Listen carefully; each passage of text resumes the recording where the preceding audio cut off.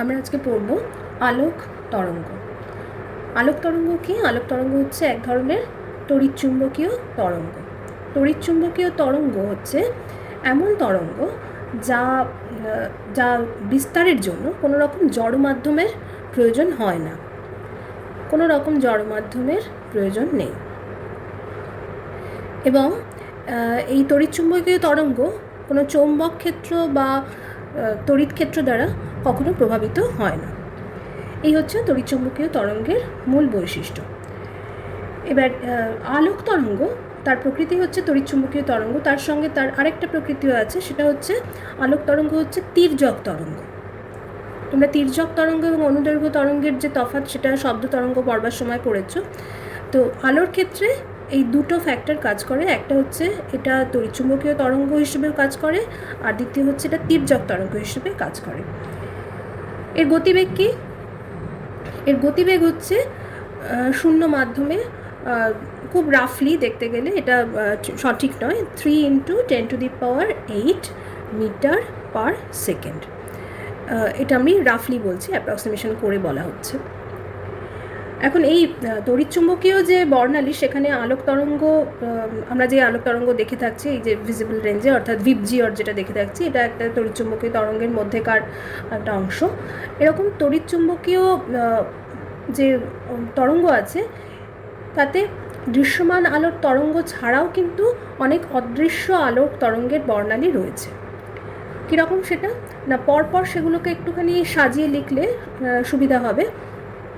ধরো আমি যদি প্রথম আমাদের দৃশ্যমান আলো, যেটা দৃশ্যমান আলো মানে আমি ভিপজিওরের কথা বলছি, আমরা যদি এইরকমভাবে সেটাকে রাখি,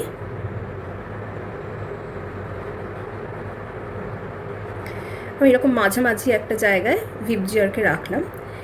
এবার এর ডান দিকে যথাক্রমে আছে অবলোহিত, মাইক্রোওয়েভ বা অনুতরঙ্গ বলে এটাকে, বেতার তরঙ্গ, রেডিও ওয়েভ, এইগুলো পরপর রয়েছে। এদিকে কারা আছে? এদিকে আছে অতিবেগুনি, তারও এদিকে আছে এক্স রশ্মি, তারও এদিকে আছে গামা রশ্মি। এই হচ্ছে রশ্মিগুলো, এবং এই রশ্মির যে তরঙ্গ দৈর্ঘ্য সেটা ক্রমশ বাঁ দিক থেকে ডান দিকে বাড়ছে, তরঙ্গ দৈর্ঘ্য ক্রমশ বাড়ছে।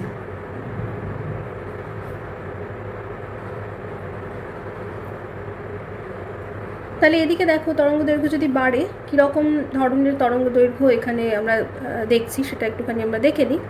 আমি মোটামুটিভাবে একটা রেঞ্জ দেব, এক্স্যাক্ট বলছি না, মিটার এককে আমরা তরঙ্গ দৈর্ঘ্যকে এখানে প্রকাশ করছি।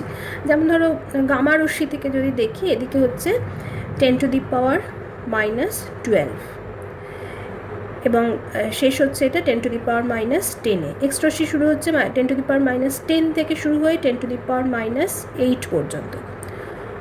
আর অতিবেগুনি রশ্মি আর দৃশ্যমান আলো, এই দুটোকে একসঙ্গে করা যায় 10⁻8 থেকে 10⁻6 পর্যন্ত। অবলোহিতটা হচ্ছে এর রেঞ্জ 10⁻3 পর্যন্ত। অনুতরঙ্গ হচ্ছে 10⁻1 পর্যন্ত। বেতার তরঙ্গ সব থেকে বেশি, এটা 10⁻4 পর্যন্ত। তাহলে এই হচ্ছে আমাদের তরঙ্গ দৈর্ঘ্য অনুযায়ী এর একটা ভাগ। আর এদিকে অতিবেগুনি থেকে আমাদের যে দৃশ্যমান আলো, সেখানে বেশ কতগুলো ভাগ আছে, আমি সেই ভাগগুলো একটুখানি বলে দিচ্ছি তোমাদের। যেমন ধরো ভায়োলেট, যেটা তার তরঙ্গ দৈর্ঘ্য হচ্ছে 3800 থেকে 4460। এই সবগুলোই হচ্ছে, আমি অ্যাংস্ট্রম এককে বললাম, অ্যাংস্ট্রম একক মানে হচ্ছে 1 অ্যাংস্ট্রম মানে 10⁻10 মিটার। এগুলো তোমরা বইতেও পেয়ে যাবে আলাদা করে, তবু আমি আরেকবার বলে দিচ্ছি। ইন্ডিগো, ভায়োলেটের পর আসছে ইন্ডিগো অর্থাৎ নীল, 4460 থেকে সেটা হচ্ছে 4640 তো অ্যাংস্ট্রম পর্যন্ত। তারপরে আসছে ব্লু বা আকাশি, এটা আসছে 4640 থেকে 5000 অ্যাংস্ট্রম। গ্রিন বা সবুজ, এটা আসছে 5000 থেকে 5780 অ্যাংস্ট্রম পর্যন্ত। ইয়েলো বা হলুদ, এটা আসছে 5780 থেকে 5920 অ্যাংস্ট্রম পর্যন্ত। দেন আসছে অরেঞ্জ বা কমলা, এটা হচ্ছে 5920 থেকে 6200 অ্যাংস্ট্রম। রেডটা আসছে 6200 থেকে 7800 অ্যাংস্ট্রম। এখন কথা হচ্ছে যে এই সবগুলো কি মনে রাখতে হবে তোমাদের? একেবারে এক্স্যাক্ট কিছু মনে রাখতে হবে না, তবে রেঞ্জটা মোটামুটি কোথা থেকে কত পর্যন্ত মধ্যে এগুলো হয় সেটা একটু মনে রাখা, এবং সব থেকে কম যেটা এবং সব থেকে বেশি যেটা সেগুলোকে একটুখানি পার্টিকুলারলি মনে রাখা, এটা শুধু দরকার। আর এত খুব বেশি মুখস্থ করবার দরকার নেই। তবে হ্যাঁ, আমি গামা রশ্মি এক্স রশ্মির যে রেঞ্জটা বললাম, যেটা 10⁻12 থেকে 10⁻10, তারপরে 10⁻10 থেকে 10⁻8, এইরকমভাবে যে রেঞ্জিংয়ের কথাটা বলে, এই রেঞ্জটা কিন্তু একটুখানি মনে রাখা জরুরি। নেক্সট হচ্ছে তরঙ্গ দৈর্ঘ্য। যেখানে বললাম, তোমরা জানো যে তরঙ্গ দৈর্ঘ্য আর কম্পাঙ্কের মধ্যে সম্পর্কটা হচ্ছে আলোক তরঙ্গের বেগের সাথে, সেটা c=n ল্যামডা, যেখানে c হচ্ছে আলোক তরঙ্গের বেগ, n হচ্ছে কম্পাঙ্ক, ল্যামডা হচ্ছে তরঙ্গ দৈর্ঘ্য। সুতরাং আমরা এখান থেকেই দেখতে পাচ্ছি যে ল্যামডা প্রপোর্শনাল টু 1/n, অর্থাৎ দুটোই হচ্ছে একে অন্যের ব্যস্তানুপাতিক। সুতরাং যে অর্ডারে তরঙ্গ দৈর্ঘ্য বাড়ছে, কম্পাঙ্কের কথা যদি আমরা ভাবি, কম্পাঙ্কটা কি হবে? কম্পাঙ্কটা ক্রমশ ডান দিক থেকে বাদিকে বাড়বে। অর্থাৎ যেখানে তরঙ্গ দৈর্ঘ্য বাদিক থেকে ডান দিকে বাড়ছিল, সেখানে কম্পাঙ্ক কিন্তু ডান দিক থেকে বাদিকে বাড়বে, অর্থাৎ বেতার তরঙ্গের কম্পাঙ্ক সব থেকে কম হবে। তাহলে এখানে আমরা রেঞ্জটা যদি একটু দেখে নিই, এটা হচ্ছে 10⁻4 থেকে 10⁻9, মাইক্রোওয়েভটা 10⁻9 থেকে 10⁻11, অবলোহিত তরঙ্গ যেটা, সেটা 10⁻11 থেকে 10⁻14। আর এই দুটোকে একসাথে বলছি, অতি বেগুনি আর ভিপজিওরকে, 10⁻14 থেকে এটা 10⁻16। এক্স রশ্মির কম্পাঙ্ক 10⁻16 থেকে রেঞ্জটা শুরু 10⁻18 পর্যন্ত, আর গামা রশ্মি 10⁻18 থেকে 10⁻20 পর্যন্ত। তাহলে এই হচ্ছে কম্পাঙ্কের রেঞ্জ। তরঙ্গ দৈর্ঘ্যের কথা যখন বলছি, তখন সঙ্গে এই উৎসর কথা একটু বলার দরকার। আলোর প্রাথমিক উৎস, প্রাকৃতিক যে উৎস, সেটা হচ্ছে সূর্য, আমরা সবাই জানি। এছাড়া আমরা কৃত্রিমভাবে যে উৎসগুলো তৈরি করতে পারি, তার মধ্যে একটা হচ্ছে বুনসেন শিখা, ল্যাবরেটরিতে যেটা নিয়ে কাজ করা হয়, বুনসেন বার্নারের শিখা। বৈদ্যুতিক বাল্ব, সেখান থেকেও এক ধরনের আলো নিঃসরণ হয়। তারপরে যে কোনো উত্তপ্ত বস্তু, এটা খুব ভালো একটা বিষয় যে উত্তপ্ত যে কোনো বস্তু থেকেই কিন্তু আলোক বিকিরণ হয়। আর একটা আলোক উৎস থেকে তার একটা আলোক উৎস থেকে যে আলো নির্গত হচ্ছে, তার বর্ণটা কি হবে সেটা কিন্তু নির্ভর করে হচ্ছে আলোর ওই তরঙ্গ দৈর্ঘ্যের ওপর। সূর্য থেকে যেরকম নির্গত আলো, সেটার রং হচ্ছে সাদা, 7টা রঙের আলো সেখানে মিশে থাকছে। সোডিয়াম ভেপার ল্যাম্প থেকে যে নির্গত আলো, সোডিয়াম ভেপার ল্যাম্প তোমরা আগে কখনো শোনোনি, এখন শুনছো। সোডিয়াম ভেপার ল্যাম্পও আমরা নানানভাবে ল্যাবরেটরিতে ব্যবহার করে থাকি বিশেষ প্রয়োজনে। এই সোডিয়াম ভেপার ল্যাম্প থেকে যে আলোটা বেরোয় সেটা হচ্ছে হলুদ। তারপরে মার্কারি ভেপার ল্যাম্প আছে, সেই মার্কারি ভেপার ল্যাম্প থেকে যেটা বেরোয় সেই আলোটা হচ্ছে সাদা। একটা লোহার বলকে যদি গরম করা হয়, তাহলে সেটা প্রথমে সেখান থেকে লাল আলো বেরোয়, অর্থাৎ সেটাকে আমরা লোহিত তপ্ত বলি, এবং আরও বেশি যদি উত্তপ্ত করা হয়, তাহলে সেখান থেকে নীলাভ সাদা বর্ণের একটা রশ্মি নির্গত হয়। তাহলে প্রত্যেকটা ক্ষেত্রেই দেখা যাচ্ছে যে আলোর বর্ণ কিন্তু নির্ভর করছে আলোর তরঙ্গ দৈর্ঘ্যের ওপর, এবং সেক্ষেত্রে কিন্তু তরঙ্গ দৈর্ঘ্যটা আমাদের বিশেষ করে দৃশ্যমান আলোর ক্ষেত্রে আমরা বুঝতে পারি যে ভীষণ রকম ইম্পর্ট্যান্ট, যে তার তরঙ্গ দৈর্ঘ্য কীরকমভাবে বাড়ছে তার উপরে কিন্তু রঙগুলো পরিবর্তিত হয়ে যাচ্ছে প্রত্যেক ক্ষেত্রে।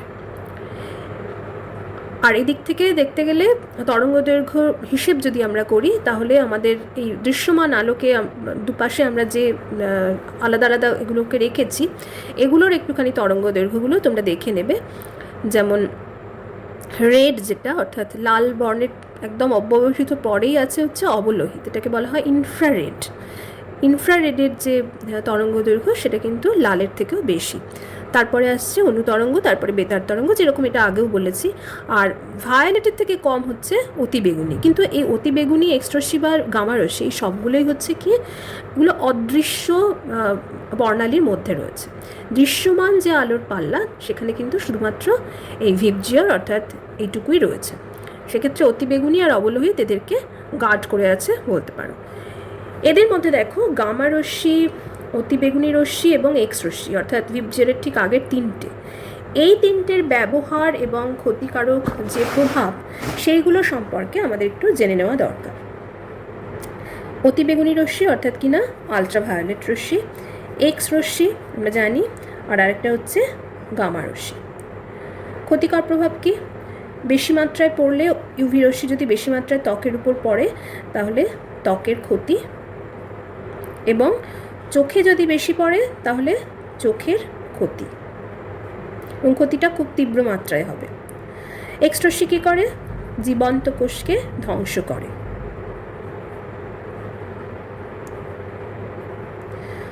আর গামা রশ্মি কী করে? গামা রশ্মিও জীবন্ত কোষকে ধ্বংস করে কিন্তু মারাত্মক ক্ষতি করে, অর্থাৎ এক্স রশ্মির থেকেও ক্ষতির পরিমাণটা বেশি।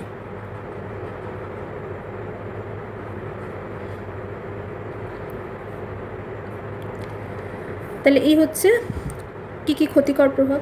আচ্ছা, ব্যবহার কী কী? ইউভি রশ্মির যেরকম ব্যবহার, এটা জীবাণু ধ্বংসে লাগে। আর কী কী?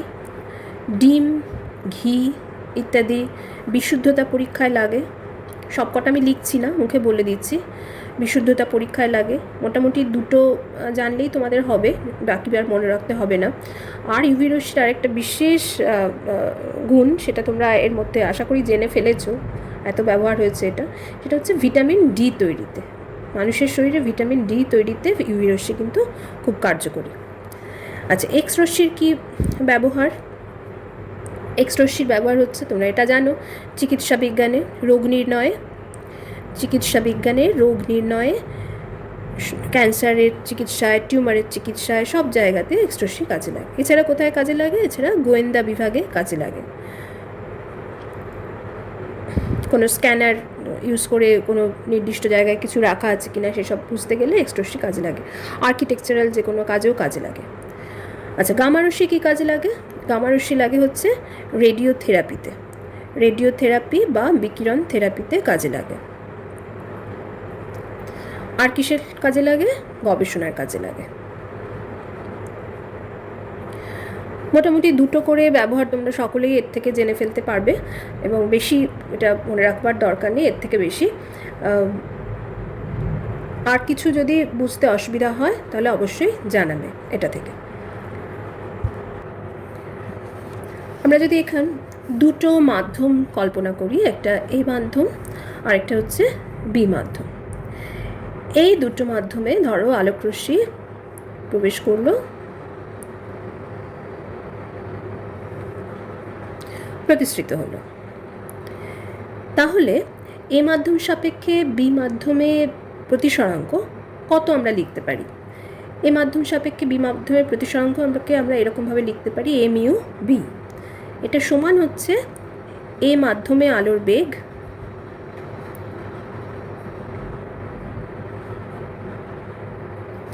বাই বি মাধ্যমে আলোর বেগ। কখন না, যখন আলো এ মাধ্যম থেকে বি মাধ্যমে প্রবেশ করছে। যদি এ মাধ্যমে আলোর বেগকে আমরা লিখি ভি এ এবং বি মাধ্যমে আলোর বেগকে লিখি ভি বি, তাহলে V A by V B হচ্ছে এ মিউ বি। এটা হচ্ছে আমাদের সম্পর্ক। এবার এখান থেকে দেখো আমরা বেশ কতগুলো জিনিস জানতে পারি। যদি এরকম হয় যে A mu B less than 1, তাহলে কী হবে? তাহলে V A less than VB, এবং সেক্ষেত্রে খেয়াল করো, সেক্ষেত্রে যেটা হবে সেটা হচ্ছে যে mu B less than mu A, অর্থাৎ যে মাধ্যমে আলোকরশ্মি ছিল এবং যে মাধ্যমে প্রবেশ করেছে, এই দুটো মাধ্যমের প্রতিসরাঙ্কের মধ্যে তুলনা করলে প্রথম মাধ্যমটা হচ্ছে ঘনতর মাধ্যম এবং দ্বিতীয় মাধ্যমটা হচ্ছে লঘুতর মাধ্যম। এবং সেটা বিচার বিবেচনা করলে আমরা কিন্তু এইটা পাচ্ছি, mu b less than 1, VA less than VB. এই সম্পর্ক থেকেই কিন্তু আমরা পেয়ে যাচ্ছি। সম্পর্কটাকে একটুখানি যদি ঘুরিয়ে বিচার করি, অর্থাৎ যদি এরকম ভাবি যে এমইউবি গ্রেটার দ্যান 1 মানে সেখানে হবে ভিএ গ্রেটার দ্যান ভিবি, অর্থাৎ সেক্ষেত্রে এ হচ্ছে লঘু মাধ্যম হবে এবং বি হবে সেক্ষেত্রে ঘন মাধ্যম। আচ্ছা, যদি এটা হয় যে এমইউবি ইজ ইকুয়াল টু যদি 1 হয়, তাহলে কি হবে? তাহলে VA is equal to VB, অর্থাৎ সেক্ষেত্রে আলোকরশ্মি গতিবেগ দুটো মাধ্যমেই সমান এবং সেখানে দাঁড়িয়ে প্রতিসরণের সূত্র অর্থাৎ স্নেলের সূত্র যদি আমরা বিচার করি, sine I is equal to হবে সাইন আর, কারণ আমরা জানি এমইউবি ইজ ইকুয়াল টু ছিল sine I by sine R. তাহলে এটা যদি 1 হয় তাহলে sine I is equal to sine R, অর্থাৎ সেক্ষেত্রে আই ইজ ইকুয়াল টু হবে আর, অর্থাৎ আলোকরশ্মি কোনো রকম দিক পরিবর্তন না করে প্রথম মাধ্যম থেকে দ্বিতীয় মাধ্যমে প্রবেশ করল। নেক্সট আসছি আলোর তরঙ্গ দৈর্ঘ্য এবং মাধ্যমের যে প্রতিসরাঙ্ক, এই দুটোর সম্পর্ক নিয়ে, ল্যামডা এবং মিউ তার সম্পর্ক কি? এই সম্পর্ক, আচ্ছা, শূন্যস্থানে কোনো নির্দিষ্ট আলোর বর্ণের তরঙ্গ দৈর্ঘ্য, শূন্যস্থানে নির্দিষ্ট বর্ণের আলোর তরঙ্গ দৈর্ঘ্য ল্যামডা 0 ধরে নিচ্ছি, আর যে কোনো মাধ্যমে ওই নির্দিষ্ট বর্ণের তরঙ্গ দৈর্ঘ্য যদি হয় ল্যামডা, তাহলে প্রতিসরাঙ্ক মিউ ইজ ইকুয়াল টু কী হবে? শূন্যস্থানে আলোর বেগ আমরা জানি, শূন্যস্থানে আলোর বেগ বাই মাধ্যমে আলোর বেগ।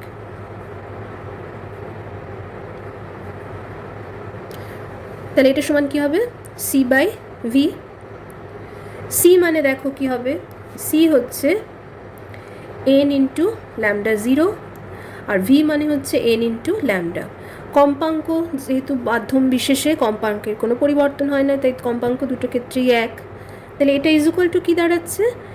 Mu is equal to lambda 0 by lambda. তাহলে এখান থেকে দেখা যাচ্ছে যে সি গ্রেটার দ্যান ভি পুরোটাতে, তাহলে মিউ গ্রেটার দ্যান 1। তা যদি হয় তাহলে ল্যামডা 0 গ্রেটার দ্যান ল্যামডা, অর্থাৎ একটা একবর্ণী আলো সেটা যখন কোনো একটা বেশি প্রতিসরাঙ্কযুক্ত মাধ্যমে প্রবেশ করছে তখন তার বেগ কিন্তু কমে যাচ্ছে, এবং বেগ কমে যাচ্ছে বলে তরঙ্গ দৈর্ঘ্যটাও কিন্তু কমে যাচ্ছে। প্রথমে শূন্য মাধ্যমে যখন আলো ছিল তখন তার তরঙ্গ দৈর্ঘ্য ছিল ল্যামডা 0। যেই মুহূর্তে সেটা মিউ প্রতিসরাঙ্কযুক্ত একটা মাধ্যমে প্রবেশ করছে তখন তার তরঙ্গ দৈর্ঘ্য হয়ে যাচ্ছে ল্যামডা, এবং ল্যামডা দেখা যাচ্ছে এক্ষেত্রে যেহেতু সি গ্রেটার দ্যান ভি, সুতরাং ল্যামডা 0 গ্রেটার দ্যান ল্যামডা। সুতরাং আমরা বলতে পারি যে ক্ষেত্রে প্রতিসরাঙ্ক বৃদ্ধি পায় সেক্ষেত্রে আলোক তরঙ্গ দৈর্ঘ্য কমে যায়। দ্বিতীয় আরেকটা এই সম্পর্ক বিজ্ঞানী কশিস তিনি নির্ণয় করেছিলেন, এটাকে কশিস রিলেশন বলে।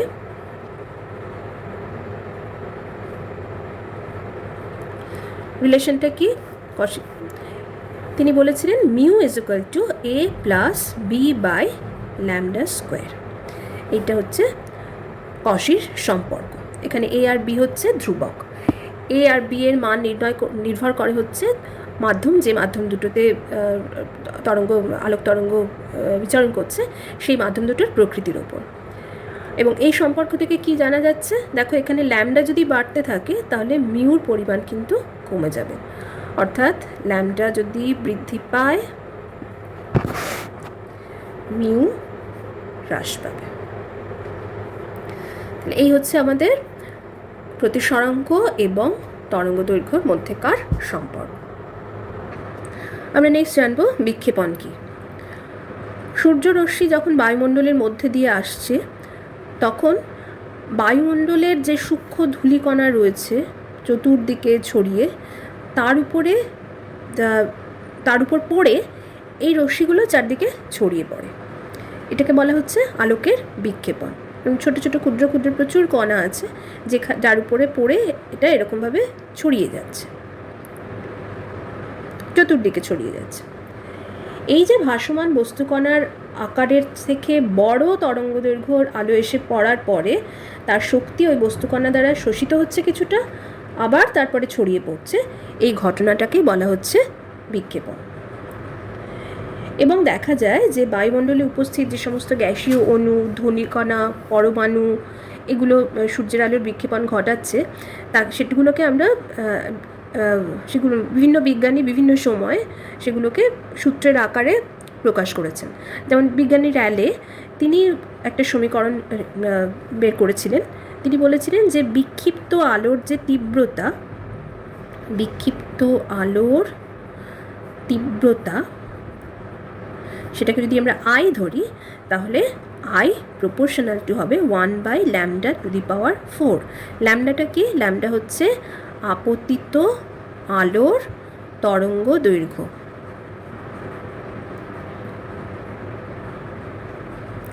তার মানে যার তরঙ্গ দৈর্ঘ্য কম তার ক্ষেত্রে বিক্ষেপণের তীব্রতা বেশি। সূর্যের আলোতে যেহেতু নীল রঙের দিকের যে সমস্ত ওই রেঞ্জের তাদের তরঙ্গ দৈর্ঘ্য কম, আমরা এক্ষুনি পড়েছি, সেখানে দেখলাম যে ভায়োলেট, নীল এই ধরনের যে সমস্ত রেঞ্জটা এর তরঙ্গ দৈর্ঘ্য সব থেকে কম, ফলে এর বিক্ষেপণের যে পরিমাণ সেটা অনেক বেশি হয়। ফলে বায়ুমণ্ডলে আমরা নীল আলোকে বেশি বিক্ষেপিত হতে দেখি, ফলে আকাশ কীরকম দেখায়? আকাশকে নীল দেখায়। দিনের বেলা সূর্যরশ্মি বায়ুমণ্ডলের মধ্যে দিয়ে আসছে, নীল বর্ণের আলোক রশ্মির তরঙ্গ দৈর্ঘ্য কম হচ্ছে, ফলে বায়ুর মধ্যে থাকা যে কণিকাগুলো সেটা নীল বর্ণের আলোকে বিক্ষিপ্ত করে চতুর্দিকে ছড়িয়ে দিচ্ছে। এই বিক্ষিপ্ত আলোক রশ্মিগুলো আমাদের চোখে এসে যখন পৌঁছচ্ছে তখনই আমরা আকাশকে নীল দেখছি। তাহলে আকাশকে নীল দেখার পেছনের ঘটনা হচ্ছে কি? আলোকীয় বিক্ষেপণ। এখানেই আমাদের আলোর অধ্যায়টা শেষ হলো। বুঝতে না পারলে একটু মেসেজ করো, এই ভিডিওর লিঙ্কে কমেন্ট সেকশনে গিয়ে জানাতে পারো। আর এরপরে আমরা শুরু করব আমাদের লাস্ট চ্যাপ্টার নিউক্লিয়াস। তোমরা এরপরে আমরা সমাধানগুলো বেশি করে করব, তোমরা সেগুলোর জন্য নিজেরা একটু তৈরি থেকো।